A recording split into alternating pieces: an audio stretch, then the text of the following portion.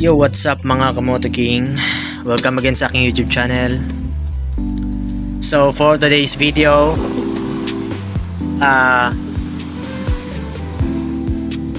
meron lang akong konting i-share sa inyo about dito sa aking starter relay. Sad to say, nasira ng ating starter relay, guys.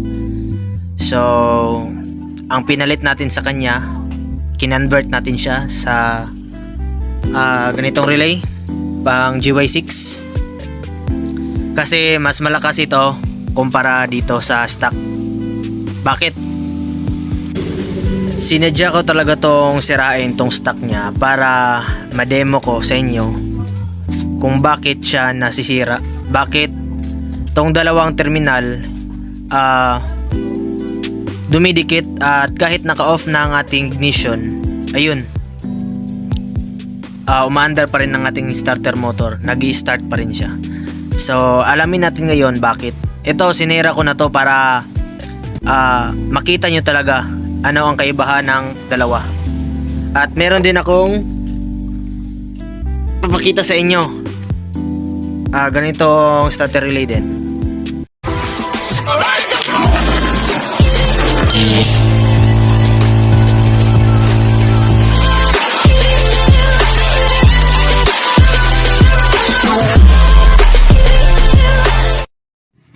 So ito, guys, meron din tayong isang starter relay. Sinadya ko ring sirain para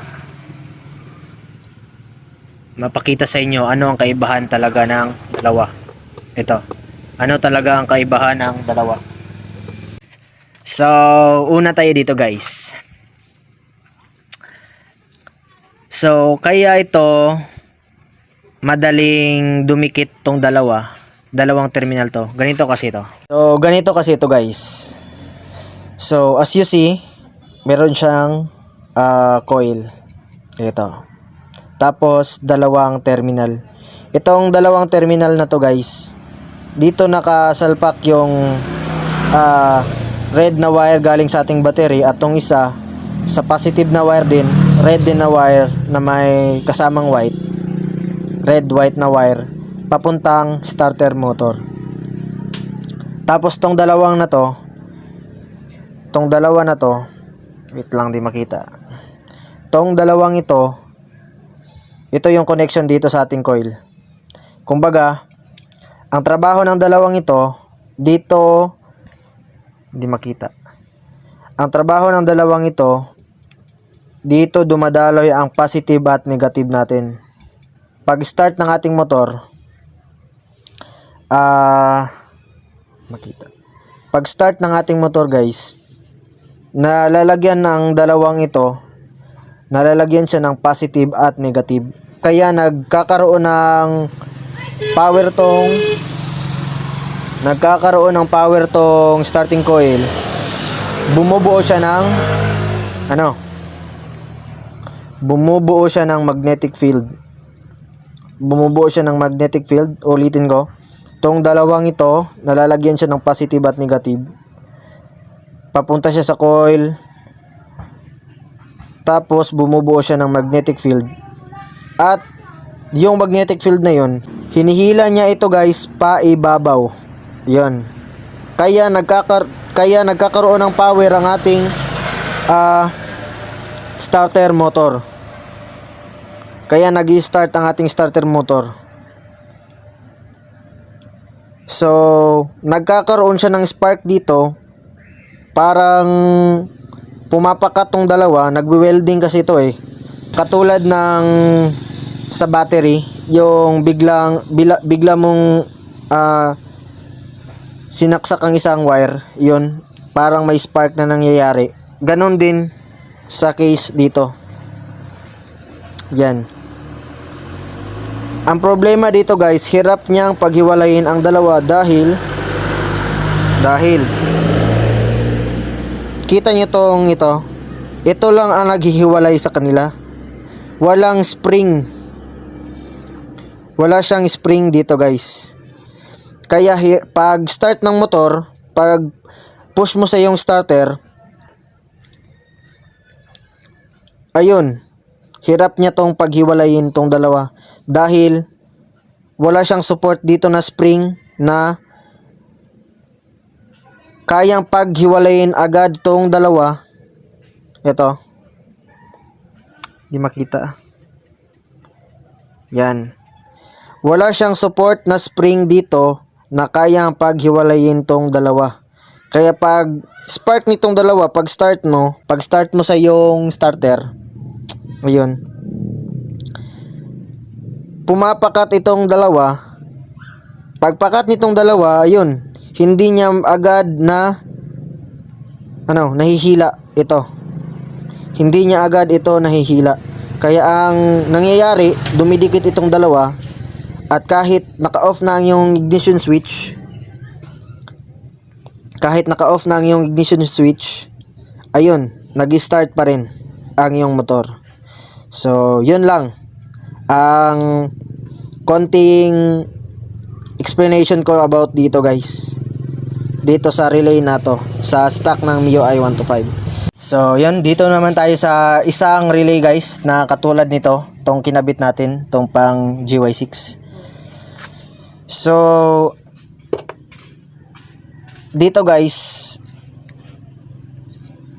bukod sa meron siyang spring dito, yan, kita nyo, bukod sa meron siyang spring dyan, meron din siyang spring dito sa loob, sa gitna ng coil. Meron siyang spring dito sa gitna ng coil. Ito, ang trabaho nito guys, at meron din siyang ito yung naghihiwalay sa dalawa para hindi magdikit. So, kaya masasabi ko guys na mas okay ito na relay pang GY6 dahil madali niyang napapahiwalay itong dalawa. Ito, ganito kasi ang connection nitong ganitong relay. So, pag start ng ating motor, itong dalawang to nagdidikit. Bali, ganyan siya. Ganito siya. Pag hindi nag-start, yan. Ito naghihiwalay. Ito ang tumutulak guys. Ito ang tumutulak. Yan, ganyan siya naghihiwalay. So, walang kuryente na nangyayari. Ngayon, pag start ng ating motor guys, bumubuo din siya dito ng magnetic field. Hinihila niya to padikit dito. Dito guys, hinihila niya padikit dito. Paghila niya dito, ganyan na siya. Yan, dumidikit siya. Ayan kita nyo. Dumidikit siya dito sa dalawa. Kaya nagkakaroon ng power at napapaandar niya ang ating starter motor. So, based sa nakita nyo about dito sa dalawa. So, kayo nang mag-decide kung anong mas prefer nyo na relay pagdating dito sa ating M3. Stock ba o ito? Basta ako guys, walang marami pang salita. Okay ako dito sa pang GY6 na starter relay. Kasi meron siyang spring dito na malaki sa gitna. Kaya pagdikit nitong dalawa, madali niyang na paghihiwalay ang dalawa dahil dito sa spring. Ito na spring. Dahil dito. Kaya ito madali niyang napaghihiwalay. Kaya yan, bumubuka yan. Wait lang, hindi makita. Yan, bumubuka. Tapos ayun nga, sabi ko kanina, pag start ng motor, ayun, dumadaloy dito sa itong dalawang wire ang kuryente papunta sa ating coil. Bumubuo din siya ng magnetic field dito. Kaya binababa niya itong pagitan na to. Ito, binababa niya papunta dito sa dalawang ito. Papunta dito sa dalawang ito. Kaya nag-i-start ang ating starter motor. So, yun. Sana na-gets nyo guys. Kahit hindi ko masyadong napaliwanag sa inyo. At hindi ko masyadong na-explain. Sana meron kayong konting natutunan sa ating video na to. Kita nyo naman, ang spring na to guys ay may katigasan ng konti. Yan. Yan. So kaya malabong magdikit tong dalawa pag nag-start na ang ating motor. Malabong mag-welding tong dalawa, malabong dumikit tong dalawa dahil agad niyang napaghihiwalay ito. Agad niyang napaghihiwalay. Kaya para sa akin guys, mas okay ako dito na relay. Ganitong relay. Sa ating MIUI 125. Ganitong relay guys. So yun. I-share ko na din sa inyo ang kung paano ito i-wirings ang ganitong relay. So bali ang itong terminal na to guys, nakikita nyo red. Yan, red siya. So ito galing tong battery, linapad lang natin to, tapos binutasan natin katulad din tong sa kabila. Ito positive din ito papuntang connection sa ating starter motor, yung positive sa starter motor natin tong kabila. Tapos tong dalawa na wire ay walang problema guys kahit magkabaliktad dito. Doon sa wire ng ito yung nakakabit dito na dalawang wire, doon mo ikakabit tong dalawa. Yan. Tapos so ulitin ko, itong terminal na to connection papunta sa ating battery, yung red na wire. Tapos tong ito connection papunta sa ating starter motor. So ayun, ganun lang kasimple guys ang pag-install nito, ang pag-convert. So ayun guys, sana meron kayong konting natutunan about dito sa dalawa, kung anong mas magandang starter relay para sa ating MIUI 125 para sa ating M3. Ayun. Wow! So, sana meron kayong konting natutunan guys sa ating video for today. Maraming salamat ulit sa panonood. Kung bago ka man sa aking channel, please like, share, and subscribe na din para updated ka sa ating next pa na video.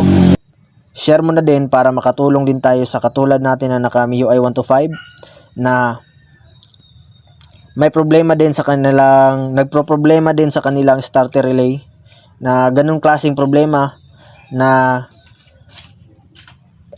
nagsistart ang motor kahit naka-off ang ignition, tapos ang meron pa ang isa, pumipitik lang ito, pitik ng pitik lang siya pero hindi niya napapaandar ang ating starter motor. So yun guys ang problema guys ng relay ng stock ng MIUI 125. So kayo nang magde-decide guys kung anong mas prefer nyo na starter relay. So guys, maraming salamat ulit sa panonood. God bless us all. Sana meron kayong konting natutunan about sa ating video tutorial for today. Yun. Maraming salamat ulit guys. Bye.